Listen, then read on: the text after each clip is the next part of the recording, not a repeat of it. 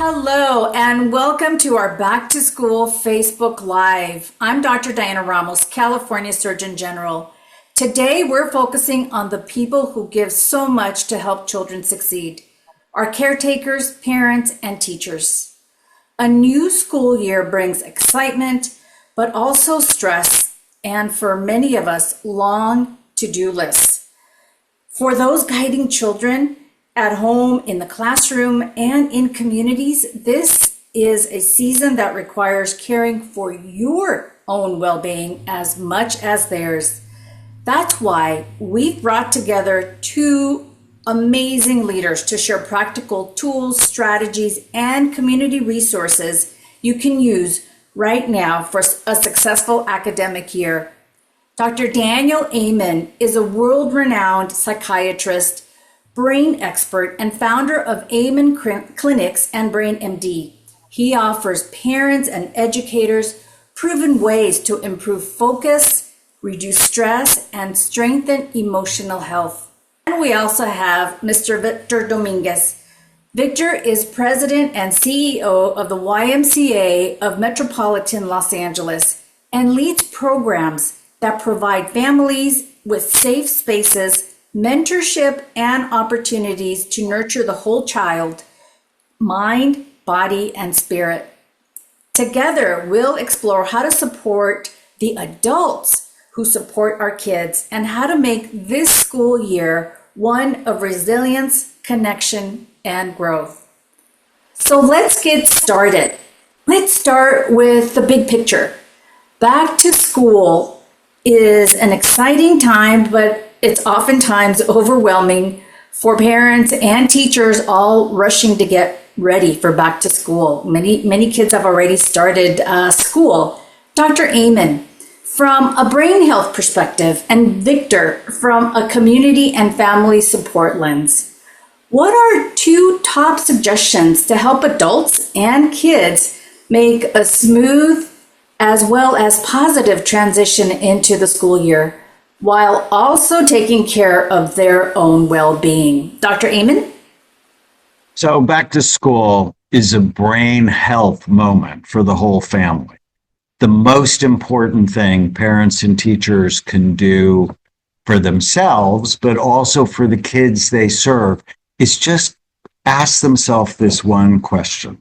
Is whatever we're doing, is it good for our brains or bad for it? And you just have to know the list. And when you ask yourself the question, I actually used to play this game with my daughter when she was 2. She's now 22. We called it Chloe's game. Is this good for your brain or bad for it? And it helps you love and think about your brain and then decide to do things that make it healthy. Thank you, Dr. Ramos. Exercise helps with emotional balance. Exercise is an incredible tool to manage stress and anxiety. Developing a routine which can do at RY centers as well as at home, such as by taking daily walks with your kids. Starting routines gradually. We teach swim lessons by getting kids comfortable in shallow water first. Apply the same approach to school routines. Start shifting bedtimes and practicing morning routines a week early so that the first day isn't overwhelming. And most importantly for parents, take care of yourself too. As a community well-being organization, we know that family wellness starts with parents. Your child picks up on your stress, so prioritize your own sleep and emotional health. Regulated parents raise resilient children. That's right. I love it. And Dr. Amen, you're right that the brain game is not only good for children, but for adults as well. I have to ask myself, okay, do I really want to do this? Or maybe not. Maybe I should think twice. So catching ourselves and reminding ourselves that parents are the first teachers is so critically important. Victor, I love the fact that helping model by exercising is a really good example for our kids, and walking. And I often like to say even dancing, in your living room is an easy way to do it. So Thank you. Thank you both for that answer. Now, Dr. Amen, and then Victor, if you have anything to add, those first few days and weeks can be especially an emotional time. And sometimes leaving parents, teachers, and kids feeling stretched, thin, or uncertain. From your work in brain health, how can families and educators navigate how we can transition this? And what are some tips that they can use in handling these challenges so that we can mitigate it early on? And oftentimes, I can tell you as a parent, overscheduling was one thing that I often encountered, wanting to do not just for myself, work-wise, but then for my child as well. Give us some tips from the brain health perspective. So transitions light up the brain's anxiety circuits. So expect emotions to be higher in the first few weeks. One way to navigate this is to slow down. Just like you said, don't overschedule the first few weeks. I have so many of my patients practice in the mirror when someone asks them to do something. Practice. I have to think about it. And then go back to your goals. I have all of my patients do an exercise called the one-page miracle. On one piece of paper, write down what you want. Relationships, work, money, physical, emotional, spiritual health. And too often people say yes to too many things out of anxiety that don't really fit their goals. And so the biggest sign you're overscheduling is you're having trouble sleeping, or the kids do, you're more irritable, you have headaches, tummy aches. Those are the brain signals, sort of like yellow lights telling us to slow down. But this one thing, when people ask you to do something, just go, I have to think about it, rather than reflexively saying yes and getting yourself or your kids overscheduled. I would add, Dr. Ramos, is to also normalize the journey. Meet kids where they are. We've watched thousands of kids navigate new experiences, and we always tell parents, everyone's path looks different, and that's okay. So true. Yeah, and I can tell you personally, having to drive from work, and again, to Dr. Amen's point about overscheduling, the reality was that I would have more meetings than I anticipated. And I was just so comforted to know that my son was at the YMCA being cared for, supervised in a very nourishing environment. To have that community support really does make a difference. And just always so grateful to the Y for having been that partner in helping care and really nurture my son.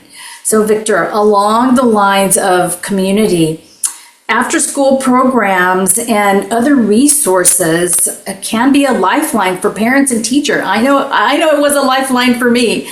How do these programs help ease the pressure of balancing work, school, and home life? And what difference do they make in the overall well-being of children and families? Thank you, Dr. Ramos. As we look at after-school programs, childcare, this particular school year, I think it's important to choose programs that build the whole child. At the Y, we think about children's development holistically, from how kids take care of their bodies, to how they interact with others, to how they manage responsibilities. We offer programs that teach kids all of these skills and more. We should seek programs that teach life skills like problem solving, teamwork, and emotional regulation, life skills that transfer everywhere. Also, I think for parents and caregivers is to look for lasting mentorship. We've seen how caring adult mentors change kids' trajectories. Find programs where staff truly get to know your child, their interests and needs. These relationships matter as much as the activities. For example, we have 2,500 caring adult mentors that change kids' lives on a daily basis. And we look, as you search for that after school program or extracurricular activity for your child, is to look at that best fit. Dr. Amen, any thoughts? Well, I just think, especially programs like the Y, my niece, who I adopted, worked there. And she just found it so gratifying to be connected to the kids, but also to her coworkers and community. We are lonelier now than ever before. The US Surgeon General had a recent report that said 58% of young people are lonely, and it had the negative health impact equivalent to smoking half a pack of cigarettes a day. So whatever you can do to keep your child connected, and don't give them phones. Before, there's a brand new study out just last week. Kids who got smartphones early, before the age of 13, had a higher risk of suicide. So we're more connected, but more disconnected. And I think having them involved with other children and responsible adults is just so critical now, when too often they're spend time with the dopamine destroyers, video games and devices that are just not helpful for developing brains. Well, I'm sure many parents right now and teachers are saying, yes, Dr. Amen has validated everything I already knew. So thank you. Yeah. So wrapping us up, this has been a wonderful discussion, wonderful conversation. I'd like to ask each of you for one piece of advice for parents and caregivers to make this school year a positive, healthy experience. Dr. Amen, we'll start with you. Well, every day you are modeling health or you're modeling illness with your own behavior. And I know that's hard for many people to hear, but I've been a child psychiatrist for over 40 years now, and children don't do what you tell them to do. They do what you do. And taking care of your brain health and having them watch you do it is the best way to transmit that behavior to the people you love most in the world. Victor. Focus on belonging first. In our experience serving LA's diverse communities, we've learned that when children feel they truly belong somewhere, at school, at home, in their community, academic and social success follows naturally. Your job is to help your child feel valued and connected, not perfect.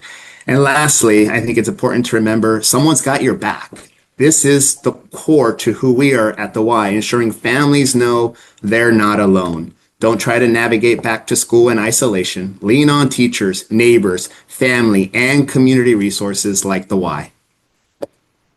That's right. It does truly take a village. What a powerful conversation. Thank you. Thank you both, Dr. Amen, Victor, for sharing your wisdom, your experience, and your passion for supporting the people who support our kids. To our parents, teachers, and caregivers turning in, you are the foundation of our children's success. Strong adults, as you mentioned, Dr. Amen and Victor, really do raise strong children, and your well-being fuels theirs, and together we help our children grow, learn, and thrive. Thank you both so much. Let's have an amazing school year. Let's continue together in health. Thank you so much, Dr. Ramos. Thank you, Dr. Ramos. Thank you.